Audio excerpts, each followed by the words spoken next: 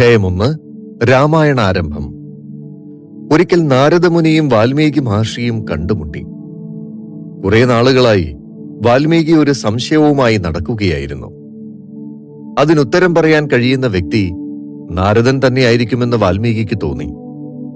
വാൽമീകി തന്റെ സംശയം നാരദരോട് ചോദിച്ചു. മഹർഷി, ഇന്ന് ലോകത്ത് ജീവിച്ചിരിക്കുന്നവരിൽ ഏറ്റവും ഗുണവാനും വീരനും ധർമ്മമനുസരിച്ച് ജീവിക്കുന്നവനും മറ്റുള്ളവരോട് നന്ദിയുള്ളവനും സത്യത്തെയും ധർമ്മത്തെയും മുറുകെ പിടിക്കുന്നവനും ഉത്തമമായ ജീവിതചര്യയുള്ളവനും വ്രതനിയമാദികളിൽ അചഞ്ചലമായ നിശ്ചയമുള്ളവനും സകല ജീവജാലങ്ങളിലും കരുണയുള്ളവനും അപാരമായ അറിവുള്ളവനും എല്ലാവർക്കും കൂട്ടുകാരനും വിദ്വാനും സമർത്ഥനും സുന്ദരനും ഇന്ദ്രിയങ്ങളെയും ക്രോധത്തെയും ജയിച്ചവനും തേജസ്വിയും അസൂയയില്ലാത്തവനും ആയുധമെടുത്താൽ ദേവന്മാർ പോലും ഭയപ്പെടുന്നവനുമായ ഒരുവനുണ്ടോ? ഉണ്ടെങ്കിൽ അവനെക്കുറിച്ച് കേൾക്കാൻ എനിക്ക് ആഗ്രഹമുണ്ട്. അങ്ങേക്ക് അതുപോലുള്ള ഒരു മനുഷ്യനെക്കുറിച്ച് അറിയാമെങ്കിൽ പറഞ്ഞു തരൂ. വാൽമീകിയുടെ ചോദ്യം കേട്ടപ്പോൾ നാരദന് സന്തോഷമായി. അങ്ങീ പറഞ്ഞ ഗുണങ്ങളെല്ലാമുള്ള ആളുകൾ അധികമില്ല. ഇപ്പറഞ്ഞ ഗുണങ്ങളെല്ലാമുള്ള ഒരാളെ മാത്രമേ ഞാൻ കണ്ടിട്ടുള്ളൂ. ഇക്ഷ്വാകു വംശത്തിലാണ് അദ്ദേഹം പിറന്നത്. ശ്രീരാമചന്ദ്രൻ എന്നാണ് അദ്ദേഹത്തിന്റെ പേര്. കേൾവി കേട്ടവനാണ് അദ്ദേഹം. ഇന്ദ്രിയങ്ങളെ ജയിച്ചവനാണ്. വീരനാണ്. ധീരനും ബുദ്ധിമാനും നീതിമാനുമാണ്. ഐശ്വര്യമുള്ളവനാണ്. ശത്രുക്കളെ നശിപ്പിക്കുന്നവനാണ്. പരാക്രമിയും കീർത്തിയുള്ളവനും ധർമ്മത്തിൽ നിന്നും അണുവിട വ്യതിചലിക്കാത്തവനുമാണ്. സത്യസന്ധനാണ്. ഏവർക്കും പ്രിയപ്പെട്ടവനാണ്. ലോകത്തെ രക്ഷിക്കുന്നവനും ധർമ്മത്തെ പരിപാലിക്കുന്നവനുമാണ്. സ്വന്തം ധർമ്മം അതുപോലെ തന്നെ നിർവഹിക്കുന്നവനാണ്. വേദങ്ങളെക്കുറിച്ചും ധനുർവേദത്തെക്കുറിച്ചും എല്ലാ ശാസ്ത്രത്തെക്കുറിച്ചും അറിവുള്ളവനാണ്. നല്ല വഴിയിലൂടെ മാത്രം സഞ്ചരിക്കുന്നവനും എല്ലാവരെയും ഒരുപോലെ കാണുന്നവനുമാണ്. കാഴ്ചയിൽ സുന്ദരനും സർവഗുണങ്ങളും ഒത്തുചേർന്നവനുമാണ്. ധൈര്യം, വീര്യം, പൗരുഷം എന്നിവയുടെ ഇരിപ്പിടമാണ്. മഹാബുദ്ധിമാനും നീതിയെക്കുറിച്ചും ന്യായത്തെക്കുറിച്ചും അറിയുന്നവനുമാണ്. സുന്ദരനും ശത്രുക്കളെ നശിപ്പിക്കുന്നവനുമാണ്.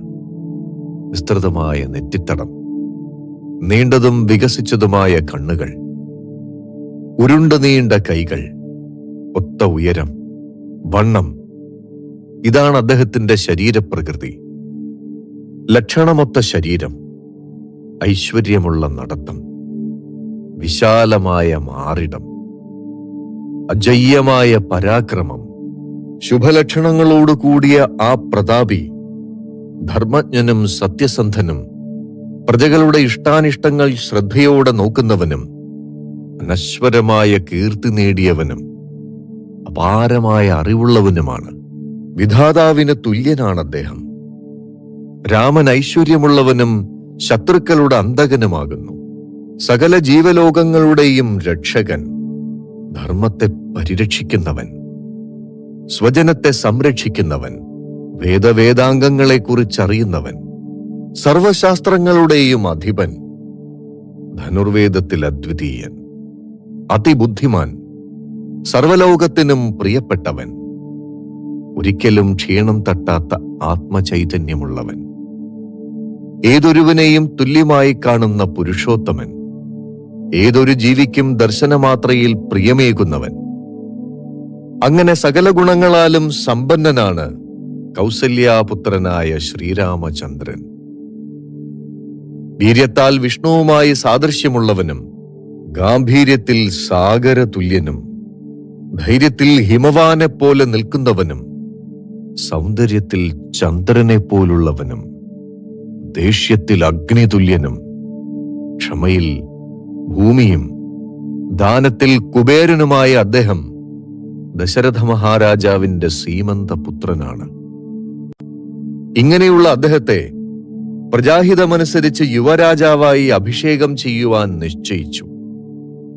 രാജാഭിഷേകത്തിനുള്ള ഒരുക്കങ്ങൾ തുടങ്ങി. ഇത് കണ്ട ദശരഥന്റെ പ്രിയപത്നിയായ കൈകേയി പണ്ട് ഭർത്താവ് തനിക്ക് തരാമെന്ന് പറഞ്ഞിരുന്ന വരങ്ങൾ ദശരഥനോട് ആവശ്യപ്പെട്ടു. രാമനെ 14 വർഷം കാട്ടിലയക്കണം, ഭരതനെ രാജാവാക്കണം. ഇതായിരുന്നു കൈകേയിയുടെ ആവശ്യം. കൈകേയിക്ക് മുന്നിൽ ദശരഥൻ നിശബ്ദനായി. അച്ഛന്റെ വാക്കുപാലിക്കാൻ രാമൻ ഭാര്യയായ സീതയ്ക്കും അനുജനായ ലക്ഷ്മണനുമൊപ്പം കാട്ടിലേക്ക് പോയി. രാമനെ പിരിയാനാവാതെ ദശരഥനും ജനങ്ങളും അദ്ദേഹത്തെ പിന്തുടർന്നു. ഗംഗാതീരത്തുള്ള ശൃംഗവേരപുരത്തിൽ അവരെത്തി. ഗംഗയുടെ കരയിൽ വെച്ച് രാമൻ എല്ലാവരോടും തിരികെ പോകണമെന്ന് അഭ്യർത്ഥിച്ചു. സങ്കടത്തോടെ പിതാവും ജനങ്ങളും രാമനെ പിരിഞ്ഞു. നിഷാദ രാജാവായ ഗുഹൻ അവരെ തന്റെ തോണിയിൽ നദിക്കക്കരെ എത്തിച്ചു. ഭരദ്വാജ മഹർഷിയുടെ നിർദ്ദേശമനുസരിച്ച് അവർ ചിത്രകൂടത്തിൽ ഒരു പർണശാല പണിത് താമസം തുടങ്ങി. രാമനെ പിരിഞ്ഞ ദുഃഖത്താൽ ദശരഥ മഹാരാജാവ് ജീവൻ വെടിഞ്ഞു.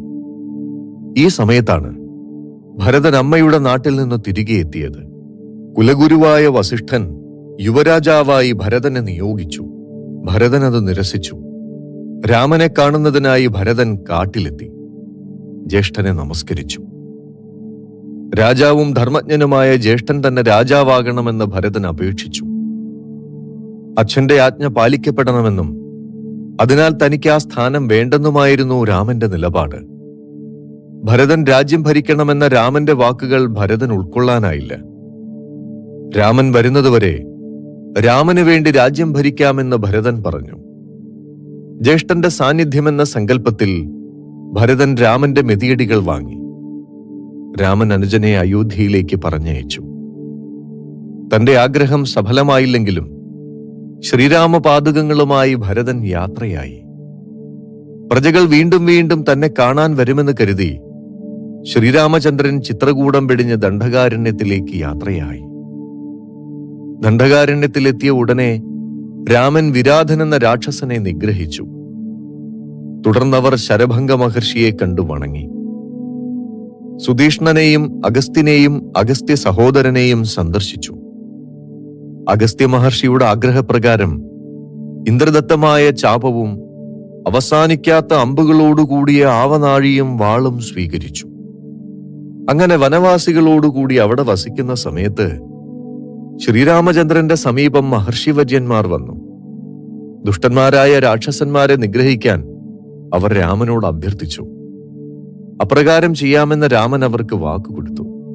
ഈ സമയം രാമന്റെ അടുത്തേക്ക് ലങ്കാനിവാസിനിയും കാമരൂപിണിയുമായ ശൂർപ്പണഖ വരികയും ലക്ഷ്മണനാൽ വിരൂപയാവുകയും ഉണ്ടായി. ഉടൻ തന്നെ ആ കാട്ടിൽ വസിച്ചിരുന്ന ത്രിശിരസ്, ദൂഷണൻ, ഖരൻ എന്നിവർ 14,000 രാക്ഷസന്മാരോടൊപ്പം അവരെ ആക്രമിക്കാനെത്തി. ശ്രീരാമൻ ഒറ്റയ്ക്ക് അവരെ മുഴുവൻ നിഗ്രഹിച്ചു. ബന്ധുവധം കേട്ട രാവണൻ കോപാന്ധനായി. മാരീചൻ എന്ന രാക്ഷസനെ സഹായത്തിന് വിളിച്ചു. മാരീചൻ പലതരത്തിലും രാവണനെ നിരുത്സാഹപ്പെടുത്താൻ ശ്രമിച്ചുവെങ്കിലും രാവണൻ അതിന് സമ്മതിച്ചില്ല. രാവണൻ മാരീചനോടൊന്നിച്ച് ശ്രീരാമാശ്രമത്തിൽ എത്തിച്ചേർന്നു.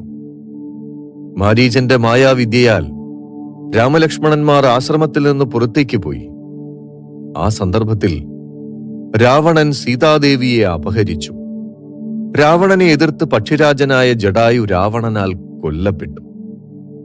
സീത അപഹരിക്കപ്പെട്ടതും ജടായു കൊല്ലപ്പെട്ടതുമറിഞ്ഞ ശ്രീരാമൻ ശോകാകുലനായി വിലപിച്ചു. ജടായുവിനെ സംസ്കരിച്ച രാമലക്ഷ്മണന്മാർ സീതയെയും അന്വേഷിച്ചു വനത്തിലൂടെ നടന്നു. ഈ സമയം വികൃതനായ കബന്ധൻ എന്ന അസുരനെ അവർ കണ്ടുമുട്ടി. രാമൻ അവനെ നിഗ്രഹിച്ചു. മോക്ഷം കിട്ടിയ കബന്ധൻ ധർമ്മചാരിണിയായ ശബരിയെ ചെന്ന് കാണാൻ രാമനോട് പറഞ്ഞു. രാമലക്ഷ്മണന്മാർ ശബരിയാശ്രമത്തിലെത്തി. രാമൻ ശബരിയുടെ പൂജ സ്വീകരിച്ചു. പമ്പാതീരത്തിൽ അവർ ചെന്നെത്തുകയും ഹനുമാൻ എന്ന വാനരനെ കാണുകയും ചെയ്തു. ആ വാനരപ്രമുഖന്റെ അഭ്യർത്ഥന അനുസരിച്ച് അവർ സുഗ്രീവന്റെ അടുത്തെത്തി. അതുവരെയുള്ള കാര്യങ്ങളെല്ലാം രാമൻ സുഗ്രീവനോട് പറഞ്ഞു. വാനര രാജാവും ജ്യേഷ്ഠനുമായ ബാലിയും താനുമായുള്ള ശത്രുതയെക്കുറിച്ച് വ്യസനസമേതം സുഗ്രീവൻ ശ്രീരാമനോട് പറഞ്ഞു. ബാലിയെ താൻ നിഗ്രഹിക്കാമെന്ന് ശ്രീരാമൻ സത്യം ചെയ്തു. വലിയ ബലവാനാണ് ബാലി. ശ്രീരാമനെ കൊണ്ട് വാനര രാജാവിനെ വധിക്കുവാൻ സാധിക്കുമോ? സുഗ്രീവൻ സംശയിച്ചു. ബാലി കൊന്ന പർവ്വതം പോലെയുള്ള ദുന്ദുഭി എന്ന രാക്ഷസന്റെ ശരീരം സുഗ്രീവൻ രാമന് കാണിച്ചു കൊടുത്തു. രാമൻ ആ അസ്ഥികൂടത്തെ തന്റെ പാദത്തിലെ പെരുവിരൽ കൊണ്ട് 100 യോജന ദൂരേക്ക് തോണ്ടിയെറിഞ്ഞു. തുടർന്ന് ഒരൊറ്റ ബാണത്താൽ 7 സാലങ്ങളെയും പർവ്വതങ്ങളെയും രസാതലത്തെയും പിളർന്നു. അപ്പോൾ സുഗ്രീവന് രാമന്റെ കഴിവിൽ വിശ്വാസമായി. സന്തുഷ്ടനായ സുഗ്രീവൻ ശ്രീരാമൻ ഒന്നിച്ച് കിഷ്കിന്ധയിലെ ഗുഹാമുഖത്തെത്തി. സിംഹനാദത്തോടെ അലറിക്കൊണ്ട് സുഗ്രീവൻ ബാലിയെ പോരിന് വിളിച്ചു. സുഗ്രീവൻ ഇങ്ങനെ ധൈര്യത്തോടെ വന്ന് വിളിക്കണമെങ്കിൽ അവൻ അതിശക്തനായ സഹായി ഉണ്ടാകാമെന്നുള്ള താരയുടെ ഉപദേശം സ്വീകരിക്കാതെ ബാലി യുദ്ധത്തിനെത്തി. ബാലിയെ രാമൻ നിഗ്രഹിച്ചു. സുഗ്രീവൻ വാനര രാജാവായി. കപിവീരനായ സുഗ്രീവൻ വാനരന്മാരെയെല്ലാം വിളിച്ചു വരുത്തി. സീതാന്വേഷണാർത്ഥം 4 ഭാഗങ്ങളിലേക്കും വാനരപ്രമുഖന്മാരെ അയച്ചു. പക്ഷിശ്രേഷ്ഠനായ സമ്പാദിയുടെ വാക്കുകേട്ട് 100 യോജന വിസ്താരമുള്ള ദക്ഷിണ മഹാസാഗരം ഹനുമാൻ ചാടിക്കടന്ന് ലങ്കാപുരിയിലെത്തി. രാവണനാൽ പരിപാലിക്കപ്പെടുന്ന ലങ്കാപുരിയിലെ അശോകവനിയുടെ മധ്യത്തിൽ ശ്രീരാമനെ ധ്യാനിച്ചുകൊണ്ടിരിക്കുന്ന ജനകപുത്രിയെ ഹനുമാൻ കണ്ടെത്തി. തന്റെ ഉദ്ദേശമറിയിച്ച ഹനുമാൻ രാമന്റെ മുദ്രമോതിരം സീതയ്ക്ക് സമർപ്പിച്ചു. ദേവിയെ സമാശ്വസിപ്പിച്ച ഹനുമാൻ രാവണന്റെ സൈന്യത്തെ തകർത്തു. പഞ്ചസേനാപതികളെയും 7 മന്ത്രിപുത്രരെയും രാവണപുത്രനും വീരനുമായ അക്ഷകുമാരനെയും കൊന്ന ശേഷം ഹനുമാൻ ബന്ധനസ്ഥനായി. ബ്രഹ്മവരത്താൽ ബന്ധനവിമുക്തനാണെന്ന് ഓർമ്മ വന്നുവെങ്കിലും ബന്ധനം സഹിച്ച അസുരന്മാരുടെ അധീനതയിലായ മട്ടിൽ രാവണന്റെ സമീപത്തെത്തുകയും രാക്ഷസ ചക്രവർത്തിയെ താക്കീത് ചെയ്യുകയും ചെയ്തു. അതിനുശേഷം ലങ്കാനഗരി മുഴുവൻ അഗ്നിക്കിരയാക്കി. ഹനുമാൻ തിരികെ ശ്രീരാമ സമീപത്തെത്തി പ്രദക്ഷിണം വെച്ച് നമസ്കരിച്ച് സീതയെ കണ്ട വൃത്താന്തം അറിയിച്ച് സീത തന്നയച്ച അടയാളം കൈമാറി. രാമൻ സുഗ്രീവ സമേതം സമുദ്രതീരത്തെത്തി. ശരങ്ങളാൽ സമുദ്രത്തെ ക്ഷോഭിപ്പിച്ചു. ഭീതി പൂണ്ട വരുണൻ സേതുബന്ധനത്തിന് സമ്മതിച്ചു. കപിമുഖ്യനായ നളൻ ചിറകെട്ടി. വാനര സൈന്യങ്ങളോടൊത്ത് ലങ്കാനഗരിയിലെത്തിയ ശ്രീരാമൻ രാവണനുമായി ഏറ്റുമുട്ടി. ഘോരയുദ്ധത്തിൽ രാവണനെ രാമൻ വധിച്ചു. സീതയെ വീണ്ടെടുത്ത രാമൻ സീതയോട് ജനമധ്യത്തിൽ നിന്ന് പരുഷവാക്കുകൾ പറഞ്ഞു. ഇതോടെ സീത അഗ്നിപ്രവേശം ചെയ്തു. യാതൊരുവിധ കളങ്കവുമില്ലാത്തവളാണ് സീതാദേവി എന്ന് തെളിഞ്ഞു. സന്തുഷ്ടനായ രാമൻ സീതയെ സ്വീകരിച്ചു. ഇത് കണ്ട് സർവചരാചരങ്ങളും ത്രിലോകങ്ങളും ദേവീദേവന്മാരും സന്തുഷ്ടരായി. രാമൻ രാക്ഷസ ചക്രവർത്തിയായി വിഭീഷണനെ അഭിഷേകം കഴിച്ചു. ദേവേന്ദ്രന്റെ അനുഗ്രഹപ്രകാരം എല്ലാ വാനരന്മാരും മരിച്ചവരും അംഗഭംഗങ്ങൾ വന്നവരും പുനർജനിച്ചു. ശ്രീരാമൻ പുഷ്പക വിമാനത്തിൽ അയോധ്യയിലേക്ക് പുറപ്പെട്ടു. ഭരദ്വാജാശ്രമത്തിലെത്തിയ രാമൻ വിവരം ഭരതനെ അറിയിക്കാൻ ഹനുമാനെ പറഞ്ഞയച്ചു. അതിനുശേഷം അവർ വാനരവീരന്മാരോടും വിഭീഷണനോടുമൊപ്പം നന്ദിഗ്രാമത്തിലെത്തി. രാമൻ ജടാവൽക്കലങ്ങൾ ഉപേക്ഷിച്ച് സീതാസമേതനായി സിംഹാസനാരോഹണം ചെയ്തു. ശ്രീരാമചന്ദ്രന്റെ പരിപാലനത്തിൽ രാജ്യം അഭിവൃദ്ധി പ്രാപിച്ചു. പ്രജകളെല്ലാം സന്തുഷ്ടരായി. ഒരിടത്തും രോഗങ്ങളില്ല, ദുഃഖങ്ങളില്ല. ഏവരും ആരോഗ്യമുള്ളവരായി. ബാലമരണങ്ങളില്ലാതെയായി. വിധവകളില്ല. എവിടെയും പതിവ്രതകളാണ്. പട്ടിണിയില്ല. അഗ്നിഭയമോ വെള്ളപ്പൊക്കമോ എവിടെയുമില്ല. കൊടുങ്കാറ്റടിക്കാതെയായി. കള്ളന്മാർ ഒരിടത്തുമില്ല. നഗരങ്ങളും മറ്റും ധനധാന്യങ്ങളാൽ സമൃദ്ധമായി. സകല ജനങ്ങളും കൃതയുഗത്തിലെന്ന പോലെ സന്തുഷ്ടരായി. രാമൻ 100 കണക്കിന് അശ്വമേധങ്ങൾ നടത്തും. കോടിക്കണക്കിന് പശുക്കളെ ബ്രാഹ്മണശ്രേഷ്ഠർക്ക് ദാനം ചെയ്യും. കണക്കില്ലാത്ത ധനം ദാനം ചെയ്ത് കീർത്തി നേടും. രാമനിൽ കൂടി സദ്ഗുണസമ്പന്നമായ രാജവംശമുണ്ടാകും. 11,000 വർഷം രാജ്യം ഭരിക്കും. അതിനുശേഷം ബ്രഹ്മലോകം പ്രാപിക്കും. പവിത്രവും പുണ്യവും പാപത്തെ ഇല്ലാതാക്കുന്നതുമായ രാമചരിതം കേൾക്കുന്നവൻ എല്ലാ പാപങ്ങളിൽ നിന്നും മുക്തനാവും. ഇത് വായിക്കുന്നവൻ പുത്രന്മാരോടും പൗത്രന്മാരോടും ബന്ധുക്കളോടുമൊപ്പം ഭൂമിയിൽ ജീവിച്ച ശേഷം സ്വർഗത്തിലെത്തും. ഇത് കേൾക്കുന്ന ബ്രാഹ്മണൻ വാഗ്മിയാവും. ക്ഷത്രിയൻ ഭൂമിയുടെ അധിപനാവും, വൈശ്യന് പുണ്യം കിട്ടും, ശൂദ്രൻ മഹത്വം നേടും. ശ്രീരാമനെക്കുറിച്ചുള്ള നാരദമുനിയുടെ വാക്കുകൾ കേട്ട വാൽമീകി സന്തോഷത്തോടെയും ഭക്തിയോടെയും അദ്ദേഹത്തെ യഥാവിധി പൂജിച്ചു. സന്തുഷ്ടനായ നാരദൻ നാരായണനാമം ജപിച്ചുകൊണ്ട് അവിടെ നിന്നും പോയി. പിന്നീട് വാൽമീകി തന്റെ ശിഷ്യനായ ഭരദ്വാജനോടൊപ്പം തമസാ നദിയിൽ സ്നാനത്തിന് പുറപ്പെട്ടു. തമസാ നദിയിലെ ജലം പരിശുദ്ധമായിരുന്നു. നിർമ്മലമായ മനസ്സുപോലുള്ള തീരം, ചെളിയില്ലാതെ പരിശുദ്ധമായ കടവ്. ആ തെളിനീര് കണ്ട് വാൽമീകിയുടെ മനസ്സ് നിറഞ്ഞു. ഭരദ്വാജ, നദിയിലെ ജലം നോക്കൂ. നല്ല ജനങ്ങളുടെ മനസ്സുപോലെ എത്ര തെളിഞ്ഞതാണത്. എനിക്ക് തമസാ നദിയുടെ തീർത്ഥത്തിൽ കുളിക്കണം. വൽക്കലം തരൂ. കലശത്തിൽ ജലം ശേഖരിക്കൂ. വാൽമീകി ശിഷ്യനോട് പറഞ്ഞു. ഭരദ്വാജൻ ഗുരുവിന് വൽക്കലം നൽകി. വൽക്കലം വാങ്ങിയെടുത്ത നദിയുടെ കരയിലെ കാടിന്റെ ഭംഗി ആസ്വദിച്ചുകൊണ്ട് അദ്ദേഹം അവിടെയെല്ലാം ചുറ്റി നടന്നു. അപ്പോൾ അദ്ദേഹം മനോഹരമായ ഒരു കാഴ്ച കണ്ടു. ഇണകളായ 2 ക്രൗഞ്ചപക്ഷികൾ കളകൂജനത്തോടെ കുക്കുരുമി സ്നേഹം പ്രകടിപ്പിക്കുകയായിരുന്നു. പക്ഷികളുടെ സ്നേഹപ്രകടനം കണ്ട് അദ്ദേഹം മറ്റെല്ലാം മറന്ന് അവിടെ തന്നെ നിന്നു. അദ്ദേഹത്തിന്റെ മനസ്സ് ആർദ്രമായി. തങ്ങളുടെ ഭാഷയിൽ എന്തൊക്കെയോ പറഞ്ഞുകൊണ്ട് അവർ രതികേളിയിൽ മുഴുകി. തമ്മിൽ കൊക്കും ചിറകുമൊരുമി പരസ്പരം സ്വപ്നങ്ങൾ കൈമാറി മുട്ടിച്ചേർന്നിരിക്കുന്ന ആ ഇണപക്ഷികളുടെ സ്നേഹത്തിൽ വാൽമീകിയുടെ മനസ്സ് വീണ്ടും ആർദ്രമായി. ഈ സമയം ഒരു കാട്ടാളൻ ആൺപക്ഷിക്ക് നേരെ അസ്ത്രമെയ്തു. അസ്ത്രമേറ്റ ആൺപക്ഷി ചോരയൊലിച്ച് താഴെ വീണു പിടഞ്ഞു. എന്താണ് സംഭവിച്ചതെന്ന് പെൺപക്ഷിക്ക് മനസ്സിലായില്ല. മണ്ണിൽ വീണ് ചോരയിൽ പിടയുന്ന തന്റെ ഇണയെ കണ്ട പെൺപക്ഷി തലതല്ലി നിലവിളിച്ചു. ആൺപക്ഷി വേദനയോടെ പെൺപക്ഷിയെ നോക്കി നിശ്ചലനായി. നിമിഷങ്ങൾക്കകം പെൺപക്ഷിയും ജീവൻ വെടിഞ്ഞു.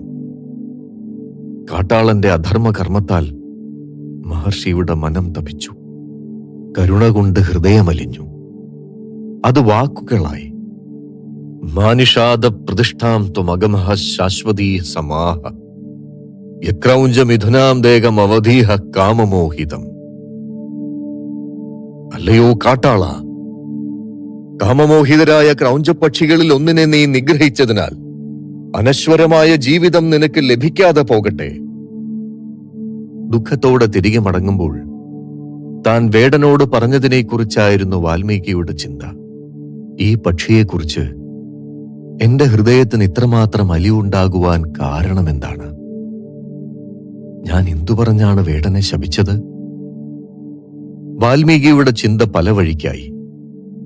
അത്യധികം ദുഃഖത്തോടുകൂടി തന്റെ നാവിൽ നിന്നു പിറന്നത് പാദബദ്ധവും തുല്യാക്ഷരങ്ങളോടു കൂടിയതും തന്ത്രിയിലെ സമന്വിതവും 4 വരികളോടു കൂടിയതുമായ ശ്ലോകം തന്നെയാണെന്ന് വാൽമീകിക്ക് തോന്നി. വാൽമീകിയുടെ ശിഷ്യന്മാരാകട്ടെ ഈ ശ്ലോകവാക്യം മനസ്സിരുത്തി കേട്ട് സന്തുഷ്ടരായി. അവർ നദിയിലിറങ്ങി സ്നാനം കഴിച്ചു. ഭരദ്വാജൻ പരിശുദ്ധമായ തീർത്ഥജലം കുടത്തിലെടുത്തു. ആശ്രമത്തിലേക്ക് തിരികെ മടങ്ങുമ്പോഴും മുനിയുടെ മനസ്സിൽ ആ ക്രൗഞ്ചപക്ഷികളെക്കുറിച്ചുള്ള ചിന്തയായിരുന്നു. അധ്യായം 2. അയോധ്യയും ദശരഥനും. ബ്രഹ്മാവിന്റെ സൃഷ്ടിയിലെ പ്രശസ്തരായ രാജാക്കന്മാരുടെ പരമ്പരയിൽപ്പെട്ട ആളായിരുന്നു സഗരൻ. സൂര്യവംശ രാജാവായിരുന്ന ഹരിശ്ചന്ദ്രന് ശേഷം സഗര രാജാവാണ് അയോധ്യ ഭരിച്ചത്. അദ്ദേഹത്തിന് കേശിനി എന്നും സുമതി എന്നും 2 പത്നിമാരുണ്ടായിരുന്നു. സഗരന് കേശിനിയിൽ ഒരു പുത്രൻ ജനിച്ചു. അസമഞ്ജൻ എന്നായിരുന്നു അവന്റെ പേര്. വർഷങ്ങൾ കഴിഞ്ഞിട്ടും സുമതിക്ക് പുത്രന്മാരുണ്ടായില്ല. സുമതിയുടെ പുത്രദുഃഖം മാറ്റാൻ 60,000 പുത്രന്മാരെ സഗരൻ ദത്തെടുത്തു അത്രേ. ഭൃഗുമുനിയുടെ കാർമ്മികത്വത്തിൽ സഗരൻ അശ്വമേധയാഗം നടത്താൻ തീരുമാനിച്ചു. യാഗശാലയുടെ ചുമതല കേശിനിയുടെ പുത്രൻ അസമഞ്ജനായിരുന്നു. യാഗാശ്വത്തിനൊപ്പം ദിഗ്വിജയം നടത്താൻ സുമതിയുടെ 60,000 പുത്രന്മാരെ സഗരൻ അയച്ചു. അതിനുശേഷം യാഗദീക്ഷ സ്വീകരിച്ച് അദ്ദേഹം യാഗശാലയിൽ പ്രവേശിച്ചു. സഗരന്റെ അശ്വമേധയാഗത്തിൽ ദേവേന്ദ്രൻ അസൂയയായി. യാഗം മുടക്കാനായി ദേവേന്ദ്രൻ യാഗാശ്വത്തെ തട്ടിക്കൊണ്ടുപോയി. അശ്വത്തെ കണ്ടെത്താതിരിക്കാൻ ഇന്ദ്രൻ കുതിരയുമായി പാതാളത്തിലെത്തി. അവിടെ തപസ്സനുഷ്ഠിച്ചിരുന്ന കപില മഹർഷിയുടെ ആശ്രമത്തിൽ ദേവേന്ദ്രൻ കുതിരയെ ബന്ധിച്ചു. അതിനുശേഷം ഇന്ദ്രൻ അവിടെ നിന്ന് പോയി. സഗരപുത്രന്മാർ യാഗാശ്വത്തെ ഭൂമി മുഴുവൻ അന്വേഷിച്ചിട്ടും കണ്ടെത്താനായില്ല. ഒടുവിൽ അവർ പാതാളത്തിലെത്തി. അവിടെ കപില മഹർഷിയുടെ ആശ്രമത്തിൽ അശ്വത്തെ കണ്ടെത്തി. യാഗാശ്വത്തെ മോഷ്ടിച്ചത് കപില മഹർഷിയാണെന്ന് തെറ്റിദ്ധരിച്ച സഗരപുത്രന്മാർ മഹർഷിയെ അധിക്ഷേപിച്ചു. കോപാകുലനായ മുനി സഗരപുത്രന്മാരെ ശപിച്ച് ഭസ്മമാക്കി. യാഗാശ്വത്തെ കാണാതാവുകയും അന്വേഷിച്ചുപോയ പുത്രന്മാർ മടങ്ങി വരാതിരിക്കുകയും ചെയ്തതിനാൽ സഗരന് യാഗം നിർത്തിവെക്കേണ്ടി വന്നു. യാഗം തടസ്സപ്പെട്ടതിനാൽ ദുഃഖിതനായ സഗരൻ അസമഞ്ജന്റെ പുത്രനായ അംശുമാനെ കാര്യങ്ങൾ അറിയാൻ അയച്ചു. സഗരപുത്രന്മാർ പോയ വഴി തന്നെ അംശുമാനും യാത്ര ചെയ്തു. ഒടുവിൽ പാതാളത്തിൽ എത്തിച്ചേർന്ന് കപിലാശ്രമ പരിസരത്ത് കുതിരയെ കണ്ടെത്തി. ബാലനായ അംശുമാൻ മഹർഷിയെ വന്ദിച്ചു. അംശുമാൻ കപില മഹർഷിയോട് മാപ്പപേക്ഷിച്ചു. കുതിരയെ കൊണ്ടുപോകാൻ അനുവദിക്കണമെന്നും മഹർഷി അംശുമാന് കുതിരയെ നൽകി. ആകാശഗംഗയെ ഭൂമിയിൽ എത്തിച്ച് സ്പർശിക്കുക വഴി സഗരപുത്രന്മാർക്ക് ശാപമോക്ഷം ലഭിക്കുമെന്ന് കപില മഹർഷി അനുഗ്രഹിച്ചു. അംശുമാൻ യാഗാശ്വത്തെ തിരികെ അയോധ്യയിൽ കൊണ്ടുവന്നു. അങ്ങനെ മുടങ്ങിയ അശ്വമേധയാഗം ഭംഗിയായി പൂർത്തീകരിച്ചു. സ്വർഗത്തിലൂടെ ഒഴുകിയിരുന്ന ഗംഗയെ ഭൂമിയിലെത്തിക്കാൻ അംശുമാൻ ഒരു വഴിയും കണ്ടെത്താനായില്ല. അംശുമാന്റെ പുത്രനായ ദിലീപനും ഗംഗയെ ഭൂമിയിലെത്തിക്കാനായില്ല. ദിലീപന്റെ പുത്രനായ ഭഗീരഥൻ ആ ദൗത്യം ഏറ്റെടുത്തു. തന്റെ പിതാമഹന്മാരായ സഗരപുത്രന്മാർക്ക് മോക്ഷം ലഭിക്കുവാനായി ഭഗീരഥൻ ഹിമാലയത്തിൽ തപസ്സു ചെയ്യാൻ പോയി. ഗംഗാദേവിയെ തപസ്സു ചെയ്തു. ഗംഗ ഭഗീരഥന് മുന്നിൽ പ്രത്യക്ഷപ്പെട്ടു.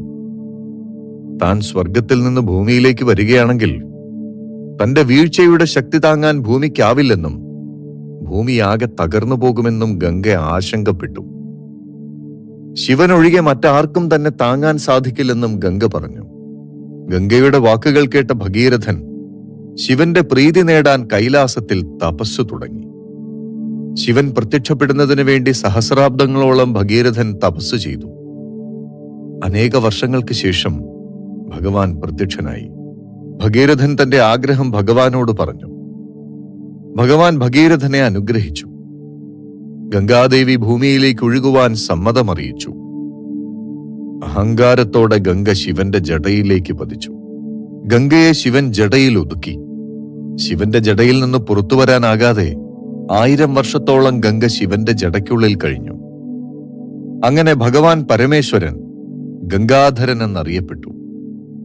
ഇത്രയും കഷ്ടപ്പെട്ടിട്ടും തന്റെ പിതാമഹന്മാർക്ക് മോക്ഷം ലഭിക്കാനാവാത്തതിൽ ഭഗീരഥൻ ദുഃഖിതനായി ഗംഗാനദി ഭൂമിയിലൂടെ പ്രവഹിക്കാനായി വീണ്ടും ശിവനെ തപസ്സു ചെയ്യാൻ തുടങ്ങി. ഭഗീരഥനിൽ സംപ്രീതനായ ഭഗവാൻ ശിവൻ ഗംഗാദേവിയെ തന്റെ ജടയിൽ നിന്ന് മോചിപ്പിച്ചു. ശിവനിൽ നിന്ന് മോചിതയായ ഗംഗ അഹങ്കാരത്തോടെ അതിശക്തിയായി ഹിമാലയത്തിലൂടെ താഴേക്കൊഴുകി. ഹിമവത്സാനുവിൽ തപസ്സനുഷ്ഠിച്ചിരുന്ന ജന്നു മഹർഷിയുടെ ആശ്രമം ഗംഗാജലത്താൽ മുങ്ങിപ്പോയി. കുപിതനായ ജന്നു മഹർഷി ഗംഗയെ തന്റെ കമണ്ഡലുവിൽ ആവാഹിച്ചെടുത്ത് പാനം ചെയ്തു. ഭഗീരഥൻ ജന്നു മഹർഷിയെ പ്രീതിപ്പെടുത്താൻ തപസ്സാരംഭിച്ചു. ആദ്യം മഹർഷി ഭഗീരഥന്റെ അപേക്ഷ നിരസിച്ചു. ഒടുവിൽ മറ്റു മുനിമാരുടെ അഭ്യർത്ഥനയിൽ ജന്നു മഹർഷി ഭഗീരഥന്റെ അപേക്ഷ അംഗീകരിക്കുകയും ഗംഗയെ തന്റെ ചെവിയിലൂടെ പുറത്തേക്ക് ഒഴുക്കുകയും ചെയ്തു. ഗംഗാദേവി അങ്ങനെ ജാഹ്നവിയായി ഭൂമിയിലേക്ക് ഒഴുകി. ഭഗീരഥന് വേണ്ടി ഗംഗ സമതലത്തിലൂടെ പാതാളത്തിലേക്ക് ഒഴുകുകയും സഗരന്റെ പുത്രന്മാർക്ക് മോക്ഷം കിട്ടുകയും ചെയ്തു. സരയൂ നദിയുടെ കരയിൽ ധനം കൊണ്ടും ധാന്യം കൊണ്ടും സമൃദ്ധമായ രാജ്യമാണ് കോസലം. അവിടെ ഐശ്വര്യസമൃദ്ധിയാൽ കേൾവി കേട്ട അയോധ്യ എന്ന നഗരം മനുരാജാവ് നിർമ്മിച്ചു. 10 യോജന നീളവും 3 യോജന വീതിയുമുള്ളതായിരുന്നു അയോധ്യയിലെ രാജപാത. അവിടുത്തെ വീഥികളിൽ വെള്ളം തളിച്ച് നിർമ്മലമാക്കിയ ശേഷം പൂക്കൾ വിതറാറുണ്ട്. ദേവേന്ദ്രൻ സ്വർഗത്തിലെന്ന പോലെ ദശരഥൻ അയോധ്യ ഭരിച്ചു. വലിയ കമാനത്തോടുകൂടിയ വാതിലുകൾ, അങ്ങാടികൾ, വിസ്തൃതമായ രാജവീഥികൾ, ഇവ അയോധ്യയുടെ പ്രത്യേകതകളായിരുന്നു. അവിടെ എല്ലാ തരത്തിലുമുള്ള ശില്പവേലകൾ ചെയ്യുന്ന ശില്പികളും താമസിച്ചിരുന്നു. പലവിധത്തിലുള്ള യന്ത്രങ്ങളും ആയുധങ്ങളും അവിടെ ഉണ്ടായിരുന്നു. ഇങ്ങനെ ഐശ്വര്യത്താൽ ഉന്നതിയിലെത്തിയ അയോധ്യയിൽ സുതന്മാരും ആഗതന്മാരും പാർത്തിരുന്നു. ആയുധങ്ങൾ നിറഞ്ഞതും ആകാശത്തിൽ മുട്ടുന്നതുപോലെ ഉയരമുള്ള കൊടിമരങ്ങളോട് കൂടിയതുമായ വലിയ രാജധാനികൾ അയോധ്യയുടെ പ്രത്യേകതയായിരുന്നു. ശത്രുക്കൾക്ക് പ്രവേശിക്കാൻ സാധിക്കാത്തത്ര ആഴമുള്ള കിടങ്ങുകളോട് കൂടിയതായിരുന്നു അയോധ്യ. അവിടെയുള്ള നാട്യസംഘക്കാർ ഉത്തമ സ്ത്രീരത്നങ്ങളായിരുന്നു. ചുറ്റുമതിലുകളോട് കൂടിയ മനോഹരങ്ങളായ ഉദ്യാനങ്ങൾ ഓരോ തെരുവിലും കാണാമായിരുന്നു. കുതിര, ആന, കാള, ഒട്ടകം, കഴുത തുടങ്ങിയ മൃഗങ്ങൾ ധാരാളമുണ്ടായിരുന്നു. കപ്പവുമായി വരുന്ന സാമന്ത രാജാക്കന്മാർ, അന്യരാജ്യങ്ങളിൽ നിന്നെത്തിയ കച്ചവട പ്രമുഖന്മാർ എന്നിവരുടെ തിരക്കായിരുന്നു എവിടെയും.